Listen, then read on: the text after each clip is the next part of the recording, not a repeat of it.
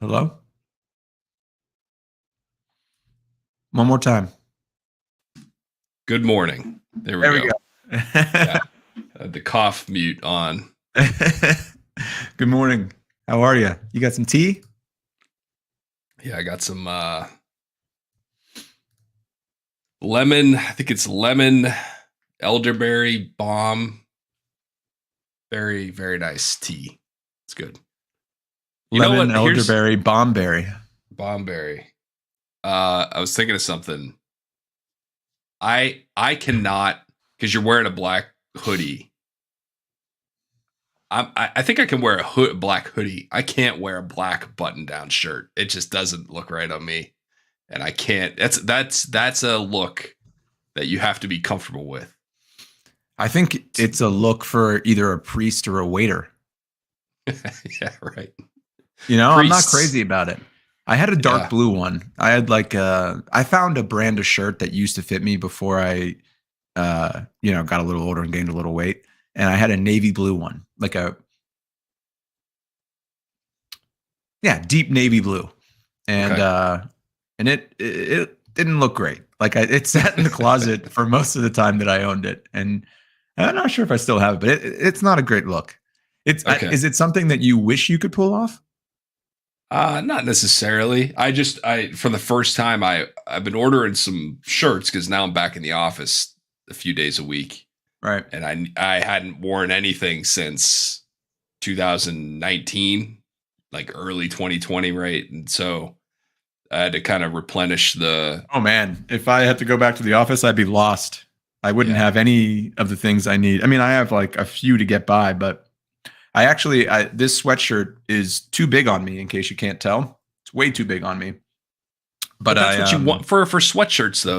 You don't want it to be tight. No, I don't. I got this in London, actually. We were talking about London before. So I was walking on the street with Allison, and I was kind of describing to her like what I wanted in a black hooded sweatshirt. And a guy walked past us, and I was like, just like that guy's sweatshirt. 15 steps later, we walked into Harrods, and it was like sitting right there, and I bought it. Same sweatshirt. Look at that. It's fate. Yeah. It is fate. What kind of sweatshirt is it? I don't remember, because it was really hard to find one without a logo on it. And this is a thing now. So fashion has completely passed us by. Have you had this experience yet? You mean, you know what I mean? Have you gone into a store and thought I can't, I'm talking like high fashion, like what they would have at Harrods or Saks, or Saks looks more like Flight Club now than it looks like the Saks that we remember. Right. Right. Yeah, that's true. There's not a lot of shirts and ties. There's no Leon walking around in Saks anymore. Leon laying out shirts and ties from DKNY. Right. But no, it's all about you're right. It's all about logos, front and center of DKNY and all that shit. And that's just but that's just fashion that I'm glad it passed me by. I'm glad I'm not part of that. I would contend that there's a few newer brands that I think are cool, but I'm too old to wear them and would feel ridiculous. So I went into Harrods I made it sound like it was right there, but truthfully, I was looking for a black hooded sweatshirt, and I think it was Harrods. The way Harrods is broken down, it's kind of like Bloomingdale's here in New York, if you've ever been there, where it's not departments, it's by brand. Each brand has their own little shop. So it'll be like Rick Owens, Common Projects. They start doing this. This is it. This is good. I like that. And there were a couple of brands that I like. And one is called ALYX and then has some numbers or something. Anyway, I know the brand because I'd seen it before at Nordstrom. And so they have a black hooded sweatshirt, and it's made out of that almost neoprene material. It was really cool. And then I got a closer look, and there was a metal bottle opener sewn on to the sweatshirt that hung down from the bottom. That was this big. And I'm thinking, what the?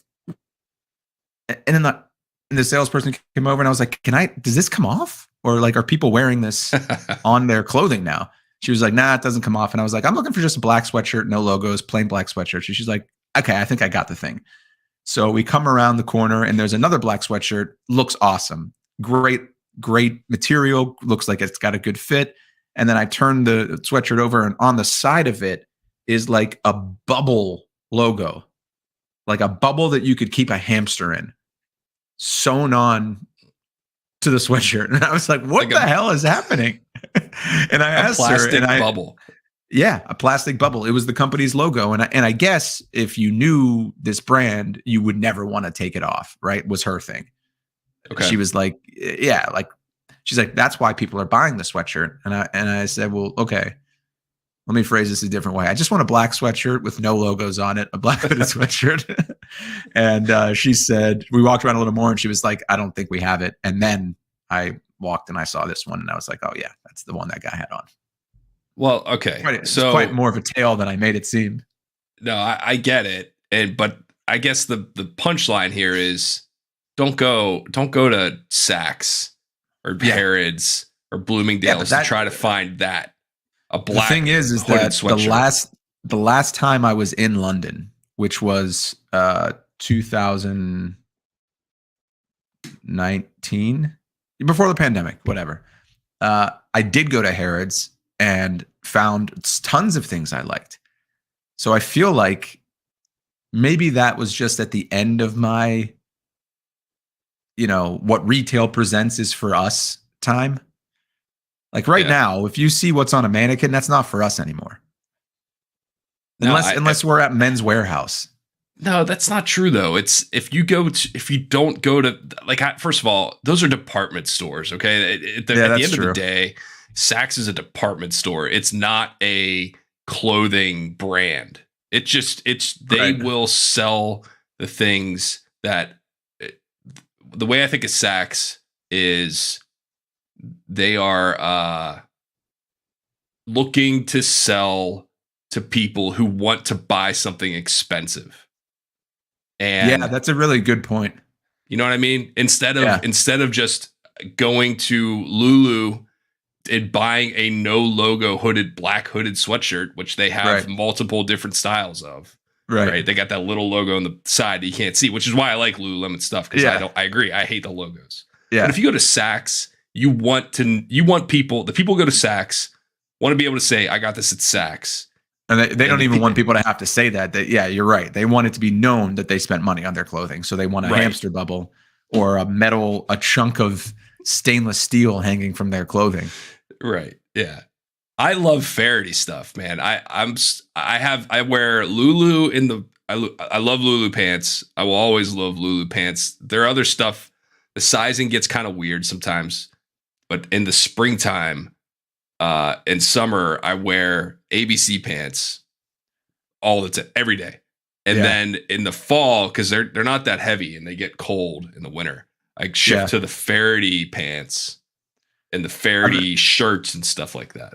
I have a pair of Faraday shorts and a couple of their shirts, but I don't have any of their pants. Maybe I'll have to check them out because you turned me on to the ABC pant. Yeah, the Stretch Terry pant. If you're watching Faraday. The Stretch Terry pant? Brian Faraday. I don't know. Maybe his name's Brian. They look like jeans. They look like jeans, but they're made out of they're not denim. They're like a Stretch Terry. They're really comfortable. They look great. I'm off of jeans. I have no pairs. I haven't had a pair of jeans in 6 or 7 years. Really? You have returned from whence you came. When we first met, you weren't a jeans guy either. No, I was wearing strictly ABC pants from Lululemon in 3rd grade. I didn't wear anything but sweatpants until I was in middle school, maybe. Yeah, I can validate that. It was a bold move. I mean, who cares? And it was great. It was what one of the things that made you. But I don't know if I could go completely off of jeans. What do you wear to the office pants wise?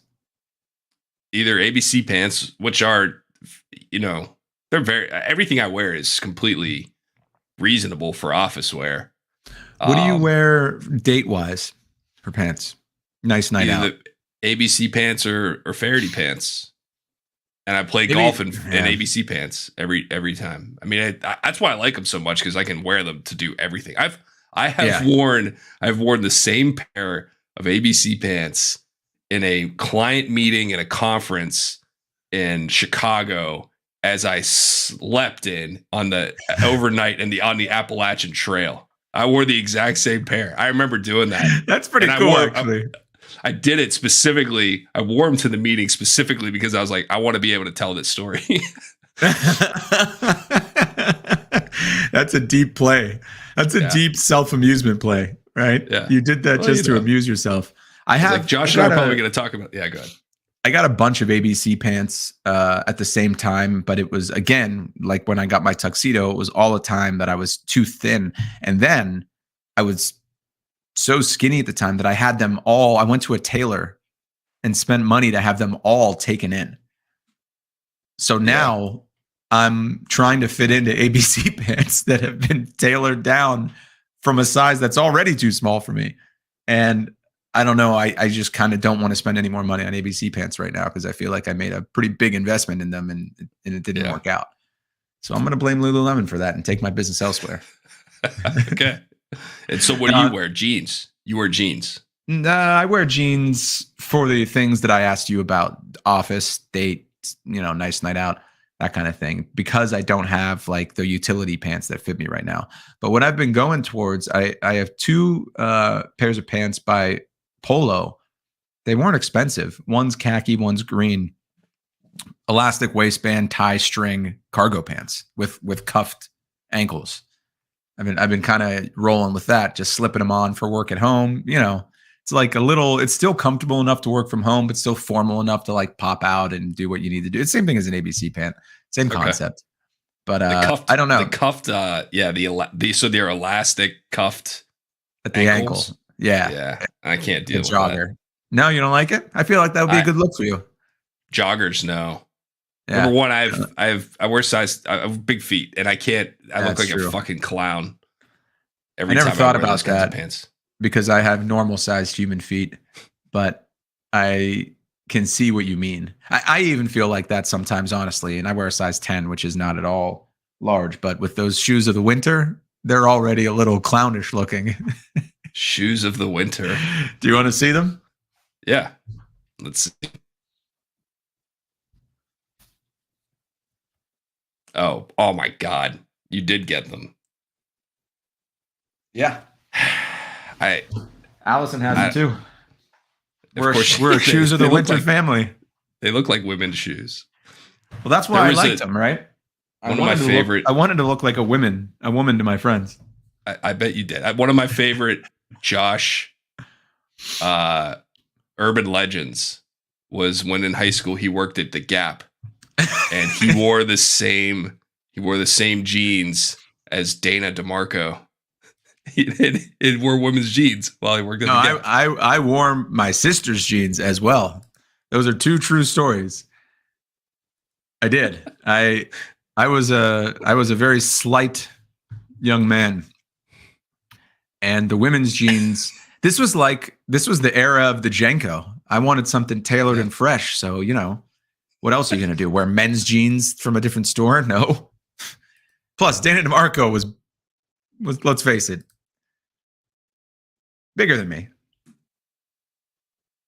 You can't. You were the same size, apparently. You wore the same pants, wore the exact same size jeans. But Josh, yeah. I have a picture of me and Dana DeMarco that I wish I could pull up right now from, in all fairness, this was probably sophomore year. You were there too. We went to a dance together. Not Sadie's. Homecoming? I don't know. Maybe. Anyway. I don't know I don't remember exactly who you took to each dance. Well, you were in the pictures with me, and I'm trying to remember who you went with. Anyway. She's a solid foot taller than me. A solid foot taller than me. But I grew up. I grew up. In a couple years, I would match her height, maybe close. You got to the same height eventually. Yeah, we got there eventually. She just had a little bit of a head start. That's right. And then that's when you started working at the Gap and wearing the same jeans she wore. Yeah, that's true. Hey, look, I'm not ashamed of it. Yeah, that's how Josh was the better of the two dressers, because I wore women's clothing. I got an early start on. Look, I'm sure that clothing is going to become more and more androgynous, as it has already in the coming years, which is a good thing. Let's blur the lines. Let's all get together. And I was thinking about yesterday. This is going to be a random tangent, but I'm gonna throw it out there anyway. Do you think that America encourages foreign investment in our country? And do you think that foreign countries encourage American investment in their countries as a way of keeping the peace? Thinking if we invest in infrastructure or real estate overseas, that we're less likely to blow it up? Is that a thing? I don't know if we all own property in each other's countries, isn't that like the best path towards world peace? I don't know, man. I'll tell you one thing, that there's all these Russian, speaking of London, there's a place called Little Russia, or like Little Moscow, where all of the Russian oligarchs own Moscow. It's something like that. I saw something on the news where they had a problem, right? When they invaded Ukraine, they had a problem with all these oligarchs spending their money and buying property and yachts and things like that. And they were trying to find it, and they were trying to cut everybody off. Remember how they're doing the sanctions? Yeah, I remember the sanctions. And a big part of that was there is this neighborhood in London where they all live. They all have property, and whatever it is, it's probably the most expensive neighborhood in London, considering the oligarchs have billions and billions of dollars each. Right. And but I guess to your point, it's not like London, it's not like England and Russia are fighting. So maybe. Right. I mean, Russia and Germany. I watched an interesting video on YouTube recently about Western leaders praising Vladimir Putin, up to and including Barack Obama and Trump. Right. Yep. Did Putin kind of play the whole country? The world? Not the whole world? Yeah. I don't know. Neither do I, Rich. I figured you would. I don't know why I thought you would, but I thought I'd ask, and maybe you would. You don't. So, I guess we'll just never know. Moving on. I did have something else I wanted to discuss. Yeah. I hate it happens every year, maybe a couple times a year, where a video will get like shoved down your throat, and all it is a professional athlete dressed like a kid with a stupid disguise on, and he goes out and tries out for a college team. And everyone's supposed to act surprised, like they don't know that this 6'6" monster of a man is all of a sudden 18, and he's going to try out for, like, you know what I'm talking about. Eli Manning trying out for the Penn State football team. I mean, I feel like I've seen all of them, and I've seen Chris Bryant try out for a college team. I saw Jared Goff do it. I saw Eli Manning do it now. Chris Bryant showed up to some community college baseball team. Yeah, that was actually taller than everybody else. And they were like, and he was like, I don't know if I'm going to make the team, as he cranks 650-foot home runs, like things that these guys have never seen before in their life. I think that they have to edit those. You ever notice that when you're watching them, you can't ever really get a feel for the situation, because they've had to edit around all the people who said, so you're clearly Eli Manning, right? Because like 9 out of 10 people said that. I actually felt for that coach at Penn State. He was such a genuine guy. When Eli was saying that Eli was saying that he was homeschooled, he was like, love that. Yeah. And went over to his boss and was like, I think I really found something here. That is bullshit. I don't believe a second of that. He seemed genuine. I'll tell you what. And this is something that I lean into a lot, and to like the point where my friends tell me it's annoying. If that college football coach who does that professionally really thought Eli Manning was 18 and he had never heard of him, he's horrible at his job. He is terrible at his job, And that just goes to prove that football coaches just are not at any level are not as sophisticated as they're presented to us, or that we consume them. I would agree ESPN, with. right? Well, I might tweak that a little bit and say that their skill set lies elsewhere. But you're not wrong. You're not wrong. Yeah, okay, fine. Their skill set lies elsewhere. It is. If that man was unable to recognize, well, to his credit, he was able to immediately recognize talent. So that's good. Maybe the gap between Super Bowl champion, future Hall of Fame quarterback Eli Manning and the normal walk-on candidates at Penn State isn't that wide. Yeah, that's where really that's how they were just couldn't figure it out. They figure it out. Like, man, yeah, dude. This also guy's got something, but these other guys, they have something too. Also, yeah. So the Chris Bryant shows up and starts taking batting practice with a community college team or JUCO team or something. Yeah, something. And like all of a sudden, there's a fucking camera crew there. And right. I'm sure they rolled up with like a trailer, and they didn't just come in with to document the walk-ons first practice.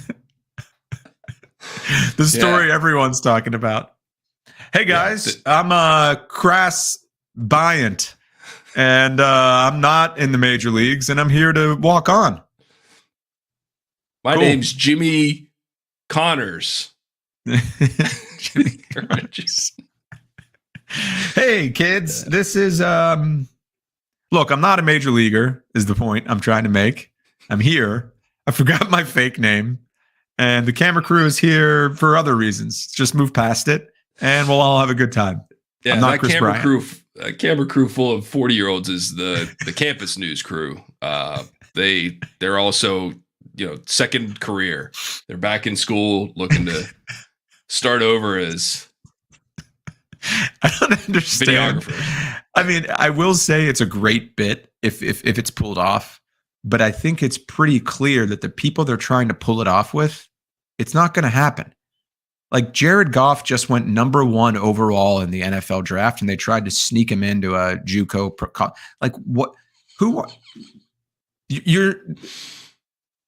don't you just bring him to like a Pop Warner game, and he can be like, "Hey kids, I'm the new halfback. I just moved here with my parents." Yeah, I moved here with my parents, of course, because we're all kids and we still live with our parents. My parents moved here, and I'm having trouble making friends because I'm just not that popular. I figured I'd try football. I've never played before. Maybe I'll play. What do you call this? Quarterback? Yeah, let me try that. So I throw it like this, and then laser. knocks kids up. What does this position do? Oh, okay. I'll give it a shot. Right. Well, I guess I'm just naturally really good at this. Yeah. No, it's stop. Is there a way to pull that bit off?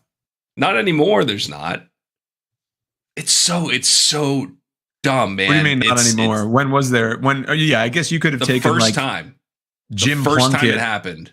You could take Jim Plunkett and pretty much have rolled him into any living room in America, and no one would have known who the hell he was. He won a Super Bowl. So there was another one. Shaq was dressed as and maybe they were trying to. He was driving an Uber. I saw that. Yeah, and LeBron with the pizza. Right, LeBron was wearing. They tried to call him Ron or something, or LeBron or something. It's those ones I almost feel like. I know those ones I feel like they were doing to kind of. They're like, no, it's so stupid that everyone. You thought that was like a wink, yeah. I don't know, because he owns the pizza place they were doing that for, so I think they were trying to do it seriously. I'm not giving them that much credit. I sat next to a guy on an airplane, and he had a massive laptop. Number one, it was like it might have been a 19-inch laptop. It was huge. I want one of those because my eyes are so bad. I don't know how anyone gets anything done on a laptop. I hate laptop computers. I think they're so fucking stupid. I don't know how anyone sees anything. We all need 2 monitors. We all need 2 big monitors now to get anything done. Sorry, continue. Okay. We'll get to that in a second. I was sitting next to this guy, and of course, I'm kind of glancing. It was a long flight, whatever. And he's typing, and I'm starting to realize that he's a football scout. And I pieced it together. He worked for the Raiders. Ooh. And he's an older guy. He's in his 60s, definitely. And he had just come from I wasn't taught. I didn't speak a word to him. Now, are we in economy plus first class? I was in first class. Oh, so he's a successful scout. Are they? They probably get a lot of miles. Well, that is true. That is absolutely true. I bet because he was coming from the University of Miami and we were flying to Eugene, Oregon. So my guess is he was there to watch either, the Ducks or Oregon State. Anyway, so he had this program up, and it was a scouting specific program. It had a bunch of fields, right? It was what you'd think it was, kind of rate like 1 to 10 or 1 to 5 things, and had a field for comments. And this dude, I watched him type in things. He had everything written down on a notepad, and he was transcribing it into this official scout software. And player number 1, and this is the general comments section. Good kid. Period. Next sentence. Really likes football. Period. Next sentence. It's just I'm like, I'm watching this. I'm like, is this? And then there were like no measurables. There was nothing. I mean, I'm sure there was at some point, like how his height and weight, but like there was no. He was talking about an offensive lineman. He's like, is this? So you go back and you present this. It was the scene from Moneyball when they're sitting around the table. That's the first thing that popped into my head. These guys, and I'm not surprised. Well, I was surprised when I learned that from Moneyball that these guys are just absolutely subjective in their evaluation. Right. But once it sat with me for a minute, I guess I wasn't surprised. And I would assume that the NFL is like baseball was 20 years ago. And then there's a lot of positions that it's really difficult, especially the Raiders. And so so that was player 1, right? And then he's like, he might have typed in something else about like his GPA. And then next player, second player, really good kid. Ooh, upgrade. Drive to get better, questionable. What the fuck does that mean? First of all, how do you okay? It was just that, and he did that for like 10 guys, and he's like reading this. He's like going through his paper and reading it, and typing it in.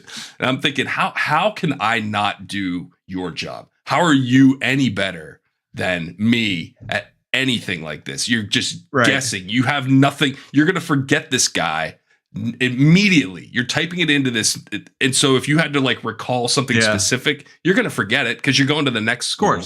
And you're going to watch the same people do the same things. And then you're going to try to compare all these guys later. Dude, if I don't take notes from the meetings I have every day, like there's no way I'm keeping up or there's no way I'm remembering. And sometimes when I read the notes, I think they were typed by someone else because I have no recollection of it because it's just doing the same thing.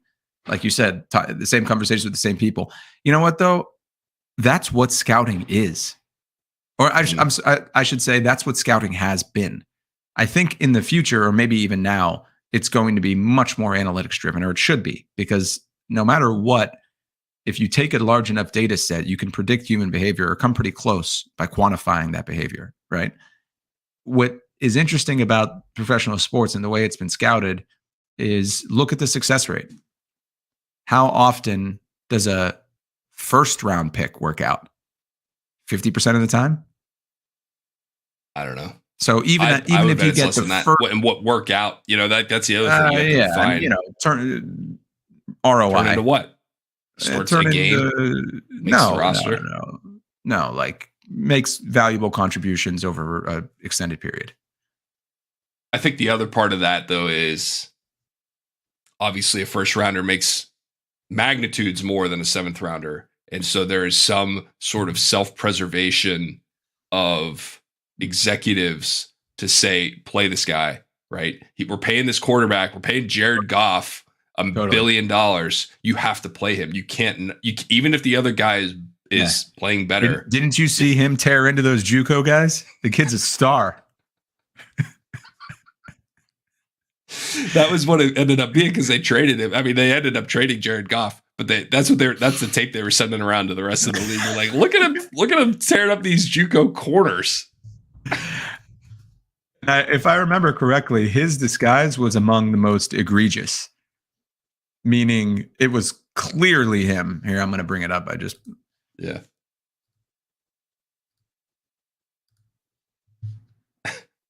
They all have a fake nose and a bad haircut.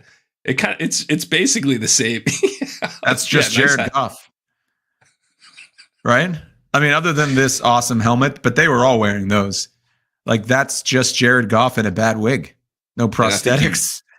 He might wear number 16 normally. He does. Okay. So he's wearing his number. There, he wore 16 in college.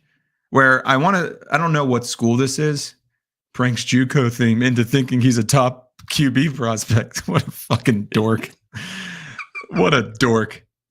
It's the same thing with these undercover boss situations. No, right? That's so uncomfortable, and how that's the only good thing about that is that it turned into philanthropy, right? That it turned into. I don't watch it. That's kind of the whole thing of the show. Like the boss meets people along the way. It's all a bunch of stage nonsense, and then he does nice things for the people that are struggling. But then, I think what happened is that on one episode, right, a boss ran into one of his employees, his or her employees, and they were like, yeah, I'm actually just having a really hard time.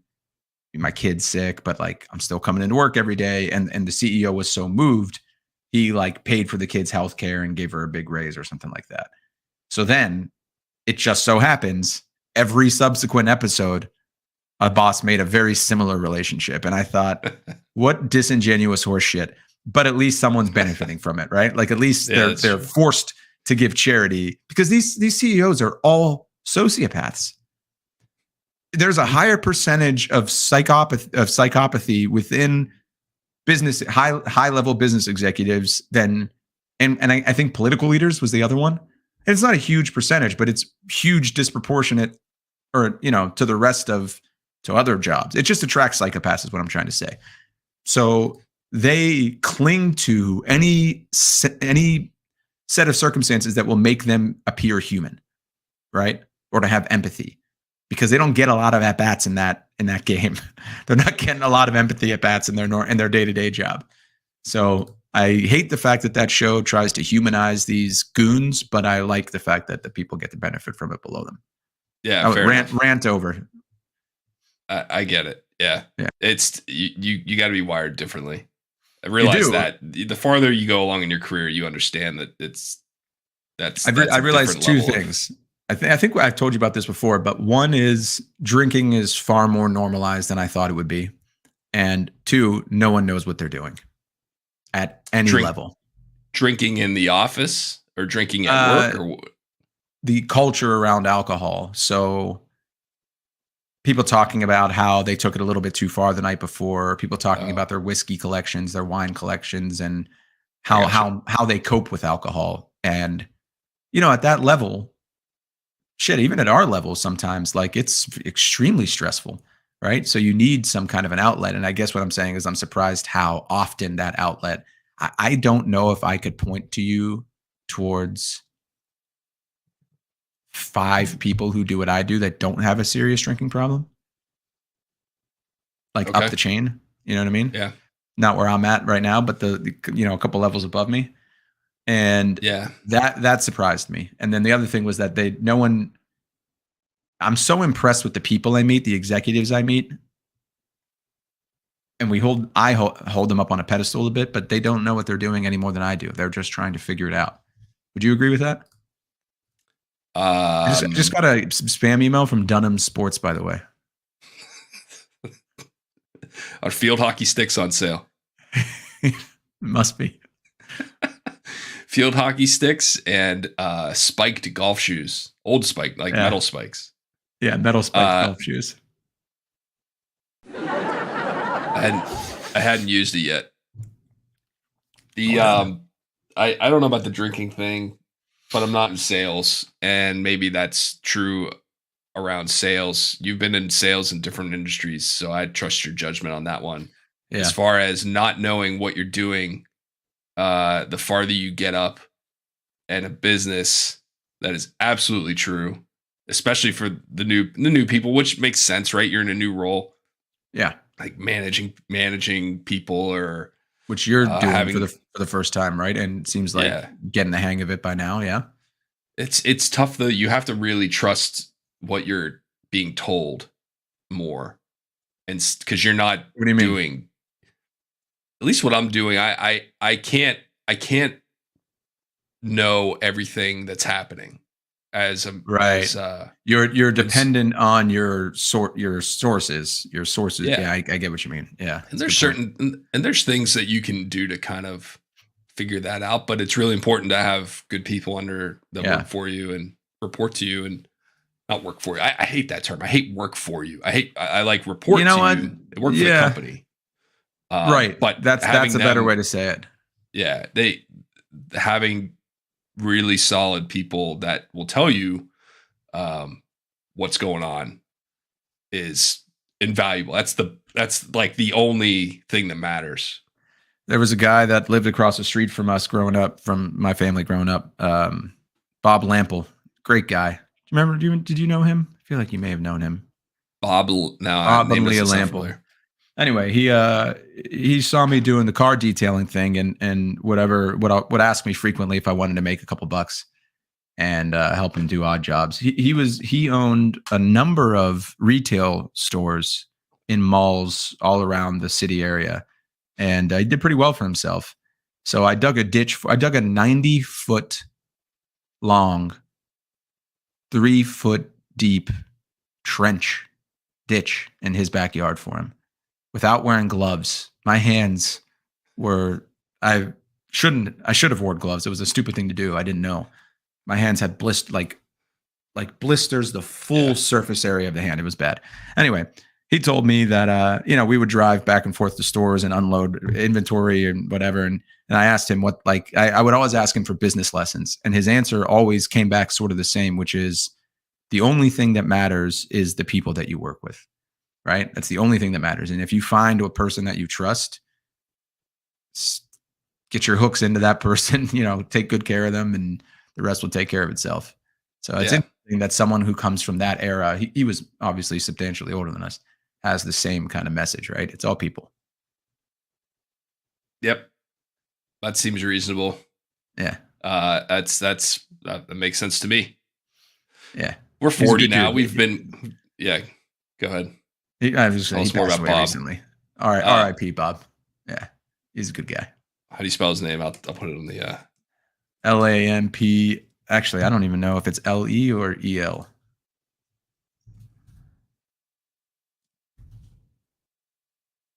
I got it. I'll do both. How do you know? Oh, okay. There you go.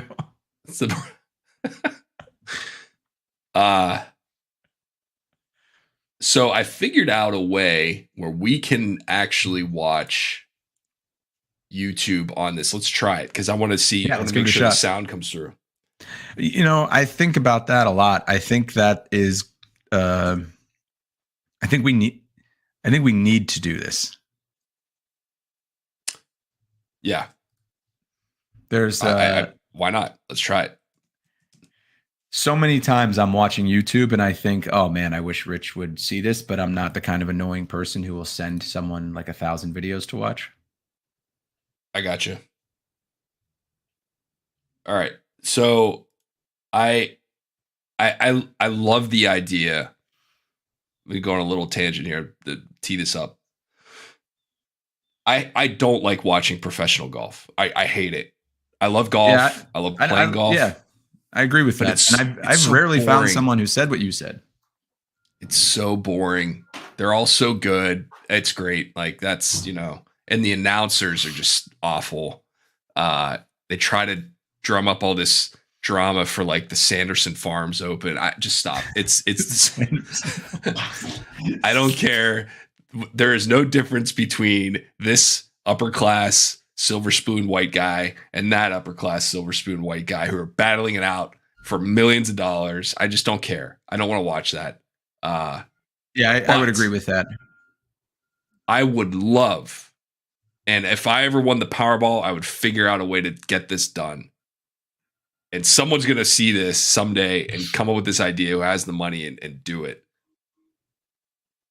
Unlimited money. I want to rent out a... Oh, wait, that's called Mino. I'm trying to start this as a thing. MINO. Money is no object. Keep going. Mino. Okay. You rent out a golf course. You set up tower cameras everywhere you can, just like a PGA Tour event, and you get a blimp or like you don't even need a blimp. You get a fucking some guy with a drone, and you fly it around and you film normal people like you and me playing golf on a Saturday, and you get announcers. We could, and I don't want like real announcers. I want me. I don't even want to play. I would rather just announce and have all of my friends play, and then film them and like jump around. Right, go from foursome to foursome. You know like, what? Oh, here's Josh on the 8th hole. He's already plus 11. It's not going well. He's got a 9-foot putt, which the PGA Tour make average is 30%, maybe less. And see how dramatic you get when you he's asking for a gimme. And see how you hit a putt and it's 2 feet short and you get all mad. It's just like body language. Dude, the body language is hilarious. If you actually took a step back and realized how dramatic and unrealistic everyone's expectations are of their golf games. It hits me sometimes. Actually, on the last round I played with a cool guy I met around here named Jake, and I was like, something happened on the hole before. I think we both got a par, and we were both giddy as can be. We maybe got 2 in a row, and we were heading to the next hole, and I was like, dude, 2 grown men whose whole day was just changed for the better. Like, what's wrong with us? But I'm not going to stop doing it. Anyway, there's nothing. I really like this idea. There's nothing wrong with what you just said. The problem is the next hole, when you duff one, your day's going to go. It's going to change again. 100%. It will. That's what's the problem. Like that's why the whole keeps you coming back shot thing is so popular with new golfers. Like when you introduce that concept to them, like they get it right away, because that is like if I hit one shot during the round that has the sound I want, I'm big on sound. I want to make, I don't care if the ball goes left or right. If I aim wrong, I don't care. If I make good contact with the ball right now, that's my bar. And if it makes a good sound, I'll remember it for the rest of the day. That's all I need. Just that nice whooshing sound. I like this idea. I think that we could, number one, I'm guessing there's enough content out there for us to get a head start on it. But live obviously would be a bit of a different operation. So that's what I was looking for, because what about let me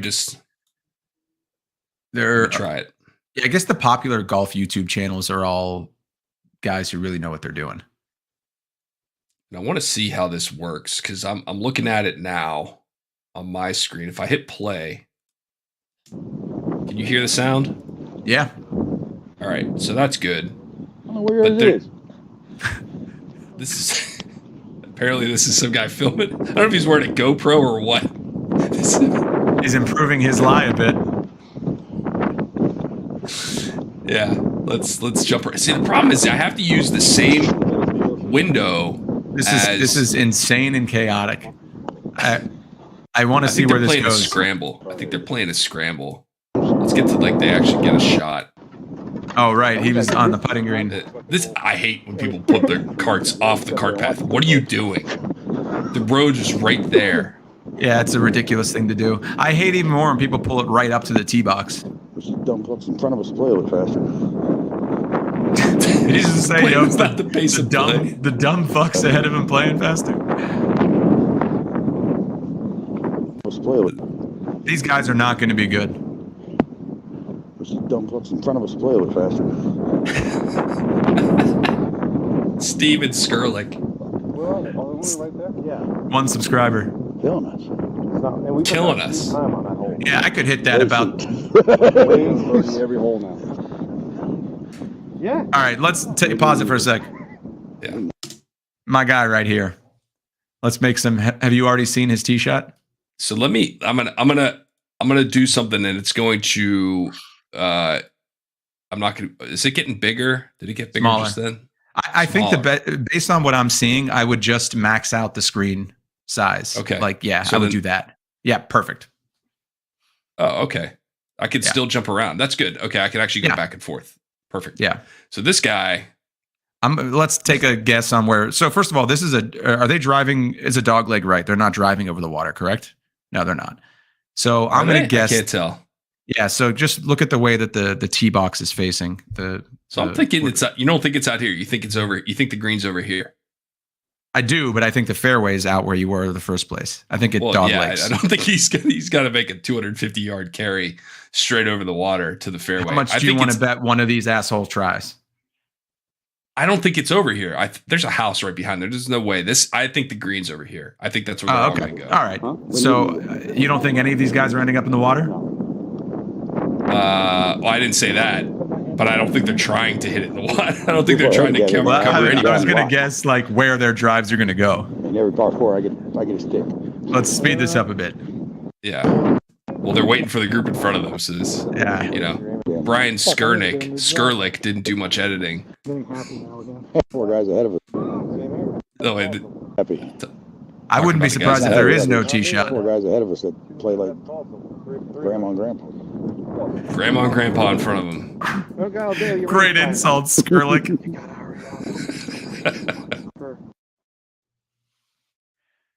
Yeah, you know what they're playing like is come on. All right, grandma and grandpa. Slower than molasses. Now we got 2 groups on the tee. All right, looks like we're getting ready to fire away here. Somebody. I'm trying to get Look at these. Okay. One of these is going in the water. Waste any time. Oh, look at that thing. That had to have been a slice. It was a bow. That's how I know you're lucky as shit, because you hit that thing dead left and didn't even hit a tree.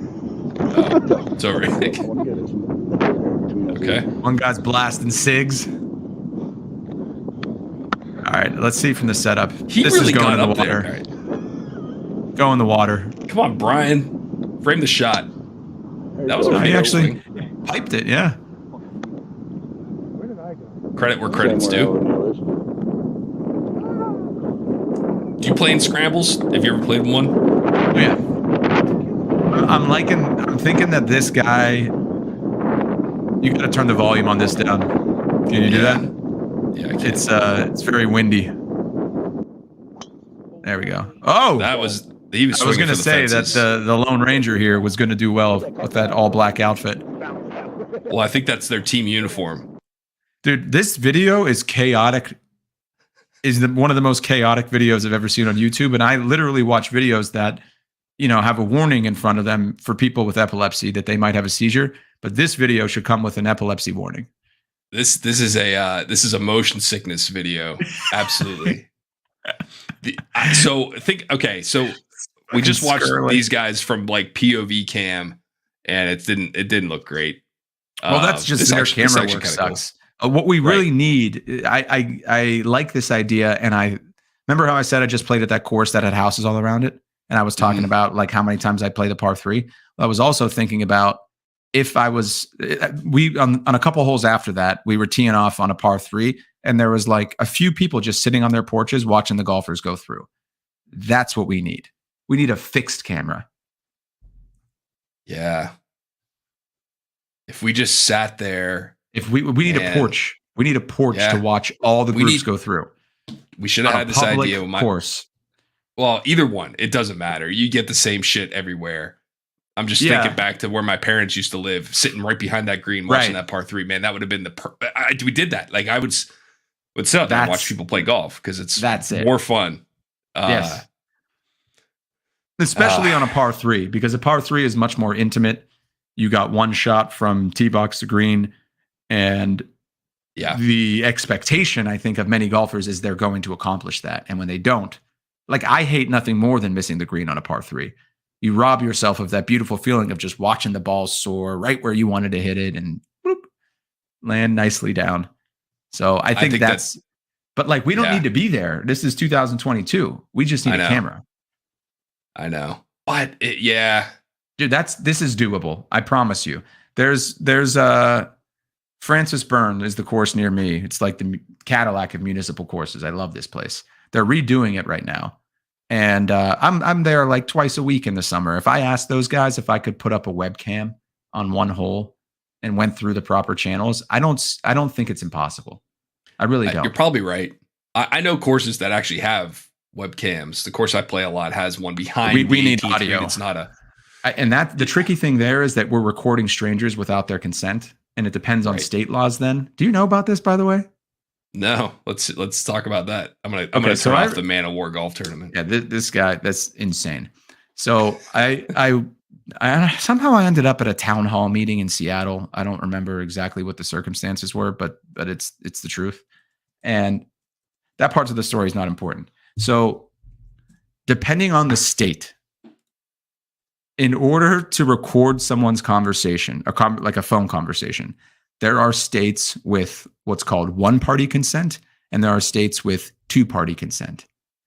A state with one-party consent means one person on the conversation has to consent to being recorded. So that person could be me.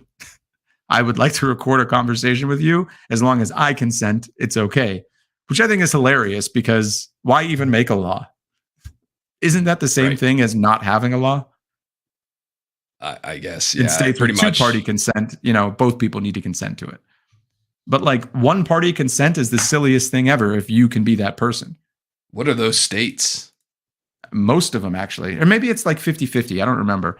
I typed in one party. I didn't even get done with typing PAR, party, the word party, and it came up one-party consent states. Well, this is a big issue right now because everyone's making so much content for the internet. 38 states, including DC and plus DC, have one-party consent laws. Yeah, that's why. So I was right. It's most of them. So you don't. Again, I can't emphasize this enough. It's a ridiculous thing to call it one-party consent. Why do you need to call it one-party consent? Why not just call it free will or choice? You can't consent to yourself. You can't consent to what you're doing. It's a silly, silly thing. But two-party consent, I think, would be trickier. I think there's a law that you ever been in a gas station or 7-Eleven and it has a notification up that they're recording you? I believe that's why. I believe they have to do that because of privacy consent laws. That makes sense. Notify you only for audio, though. Video, you don't need consent. So that stuff does not apply to video. It only applies to audio. Okay. Or video. Well, then then we're good. Because I don't. Think we want that audio though. Yeah, we want the audio. I think it's, man, if we lived in the same place, we'd be doing this next year, like as soon as the weather gets nice, because we could just post stuff with the camera. We could just do it with a drone. Do you think the drones are the scariest technology when you think about it?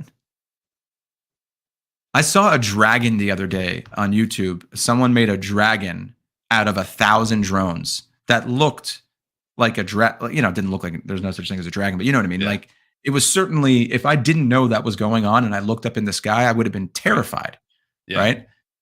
To think that they can create entertainment on that level, imagine what they can do with combat. Imagine what they could do with, more duplicitous intentions. Doesn't that freak you out a bit? No, I don't know. Cool. I don't really think about it. We could use a drone. Okay. Yeah. for better purposes, from less nefarious purposes. Talk about live streaming. One of the things I watch are two guys who post up in different spots around LAX and Plane Spot, and they broadcast the show, and it's a big hit because podcast outside. It's not a podcast. I mean, they're literally just filming the airplanes taking off, and they're talking about which plane's coming in and stuff like that. And there's some downtime, so they're bullshitting about things, whatever. And they have people that stop by because they have like 2,500 people watch this. I love this idea, but again, it goes back to the things I said on the first episode. They're experts in something. They understand what planes they are. They can give you a little bit of insight about when the plane was made, how it was designed, when it first went into service. what the next iteration is going to be. That's the key. And I'll also say that's the easy part. That's the easy part. Where most people struggle is this. So we're coming at it reversed. I know.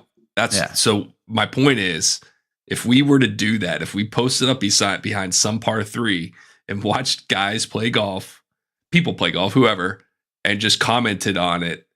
And I would actually say we should do this for Frisbee golf too. We should do this for sports that don't get a lot of airtime. We should do this for sports that we have no idea. Like, remember when we pickleball? Anything. It doesn't matter. It gets difficult because we're not in the same place. So, but I think there is an element of, okay, you moving here, I'm not moving there. We do like DC. Yeah, no, we're not stuck on this place. We're open to moving around, especially for an idea as good as this one. Once I tell Allison, I imagine she's going to start packing immediately. So let's lay down the tracks here. Train's coming through. Yeah. Once she hears the quality of the idea. Oh, it's a great idea. Yeah, it actually is. I like this idea, and I think that I'm already thinking of a way to do it in the winter, maybe skiing. Like watching people do ski runs is also like in the lodge, watching people come down the mountain is great. Cause you see that one dude coming down like, yeah. It's the best. It's one of the best spectator sports in the world. Tennis is a little bit too, I feel like every time I see people playing tennis at a park, they're always acting like assholes. Like it's always like one really fit guy who's way too frustrated with the play quality of his partner. You know what I mean? I guess. I don't know. I haven't watched people play tennis for very long. He's winning, but he doesn't want to be winning. He wants it to be a little bit better of a match. So he's kind of like being a dick about winning. Anyway. Yeah. So let's not put tennis on the list. I'm anti. All right. Tennis is out. Tennis is out. But I don't know that we want to wait until next spring to get going on it, though. Well, we got to figure out what we want to do. Because I think that's a good idea. And then we can just meet somewhere and do it. We'll do it in Philadelphia. It's halfway, right? How far is Philly from you? It's probably a little closer to you, but it's no more than 2.5 hours. And what's the Acela? 3 hours? The Acela is. Let's go and check it out. I think it is. From where though? From where? From Penn Station? Yeah, from Penn Station.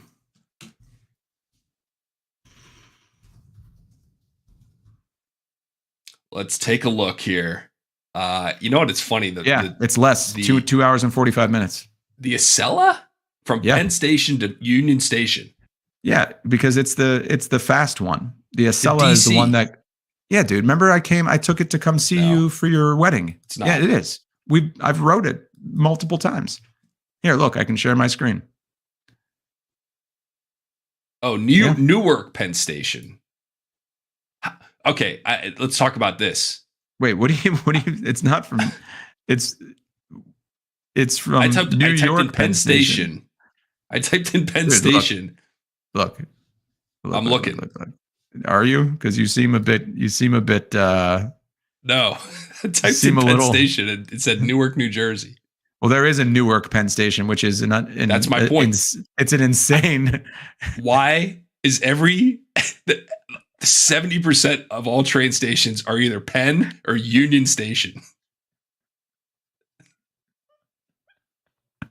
Why is that the case? Union. Where are you coming from? Penn. It's going to take you. You'll be there in 45 minutes. No, it's going to take me a day and a half.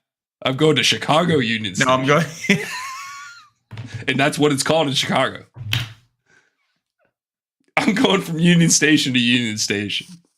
Why can't they change these names? The Union Run, they call it. Yeah. Northeast. So 2 hours and 45 minutes. Pennsylvania, from Penn Station to Union Station. And that's from New York City Penn Station. Yes, it is. It says New York in parentheses. Hold on. Station list. Yeah, you're not believing it? Train station. I believe you. I just want to now look at train stations. Point is, that's a good idea, but point is, we're not too far from each other. Like, I don't think 2 hours and 45 minutes is a crazy amount of time, but how far are you from Philly? I don't think you ever said. It's like 2 hours, 2.5 hours. Okay, so you're also 2 hours and 45 minutes from New York City, just so you know from now on. Okay.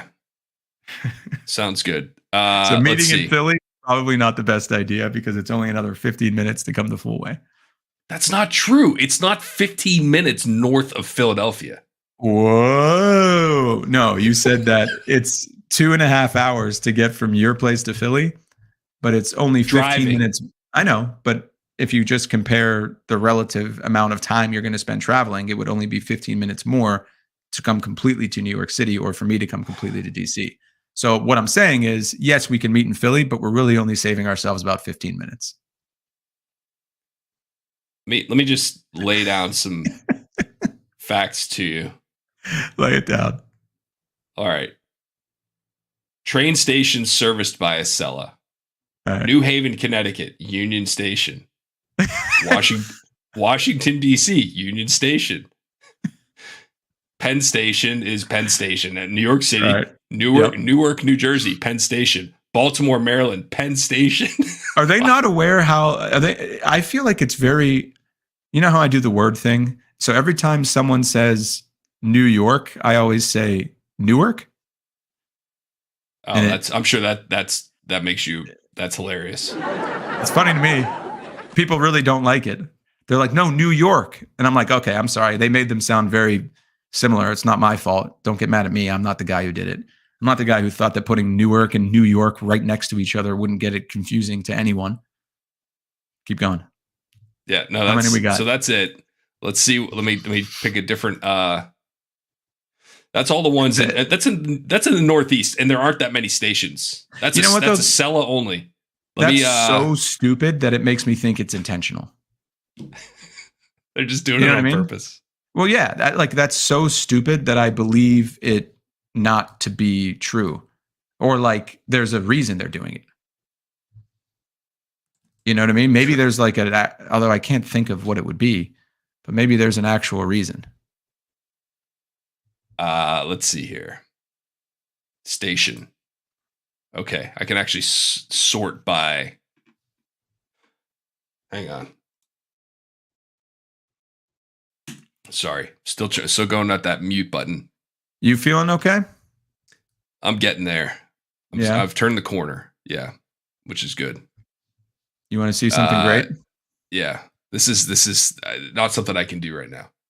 It's not as I think they're intentionally not presenting the names of every of all these places.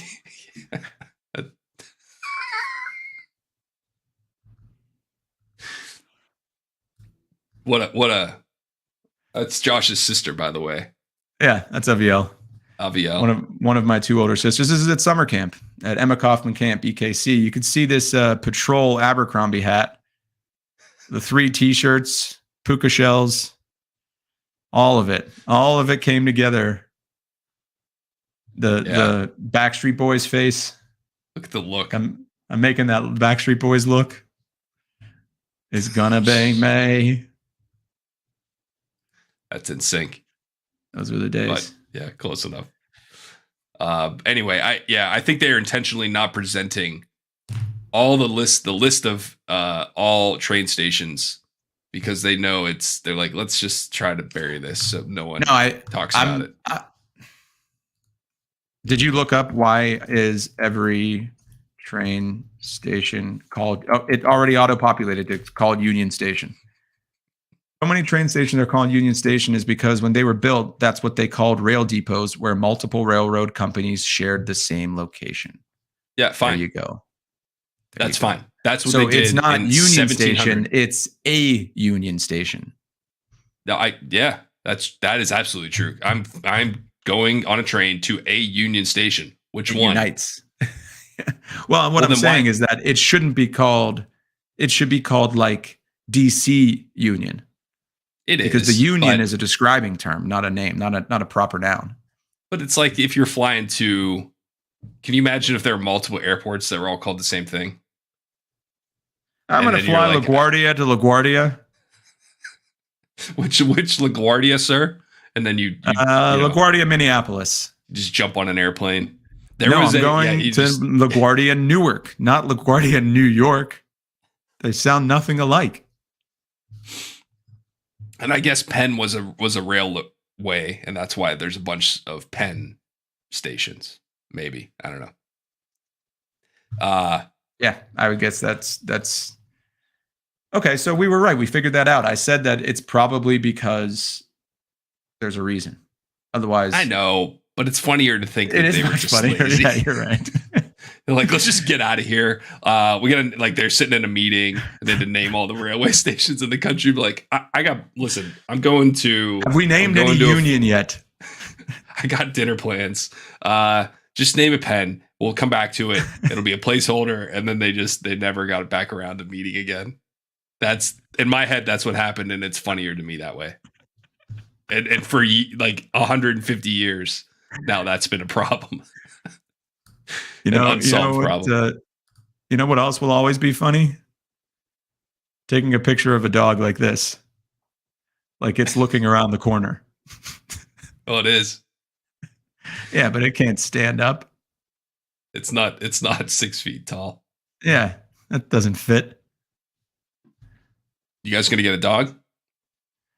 I'd like to, but we're kind of not debating, but like negotiating what size of dog to get. I want to get something a little bit bigger, not too big, maybe in like the 25-pound range. And I think she's looking for something more in like the 5-pound range. So we're miles apart still. But the negotiations are ongoing. Yeah. Yeah. I mean, I can tell you what will happen eventually. And that's we're going to get whatever dog she already wants. That's what will happen. But I think that it's important sometimes to put up a certain level of resistance as more of a like symbolic victory. Don't give away all your secrets here. You know what I mean? Like you can't just get bulldozed over and go right from I want to get a pit bull to let's get a golden doodle, which is what everybody in the world is buying right now. I think it's interesting that dogs come in trends. Like, do you remember the great French bulldog wave of 2006 to 2018? How could I forget? No one can forget. They're very flatulent dogs. Did you have a few? Yeah. Was it named? Was one named Porky, and was one named? If you picture the most annoying person that we often joke about getting a French bulldog, what do they name it? Maple. I don't know. It's fall. Yeah. Well, I guess if they bought the dog in the fall, that's a real possibility. I don't know. I can't think of a name. Usually, like, what's Stephanie. The most annoying dog name? Okay, that's pretty bad. Yeah. What's the most annoying dog name, especially when people are trying to be clever and it doesn't land? Do you have any that you remember? Here's what I do. Here's what I hate. I hate when people name their dogs after the public figure of the moment. Like Joe Biden? Listen, yes, something like that. Like Joe. Pretty cool Biden. if you had a dog named Joe Biden. We have friends. I like these people, and so they're not. It's still nothing make fun personal. Of them. Yeah, they named they got pandemic dogs were a thing, right? A lot of people got dogs. Totally. And I know one family that got a dog and named it Fauci, and another person got a dog and named it Burks. Yeah, that's unrelated. They didn't even know each other. That's a very DC thing to do. It is. I mean, that's just bad taste. No offense to your friends. I'm sure they're lovely people. They are, and there's nothing. That's just not. Not everyone. Not everyone's funny. Like that's okay. Not everyone gets to be funny. I don't get to be tall and handsome. Like not everyone gets to be everything that they want to be. It's okay. That's true. We'll all make it through. That's a stupid name. I'll say it so you don't have to.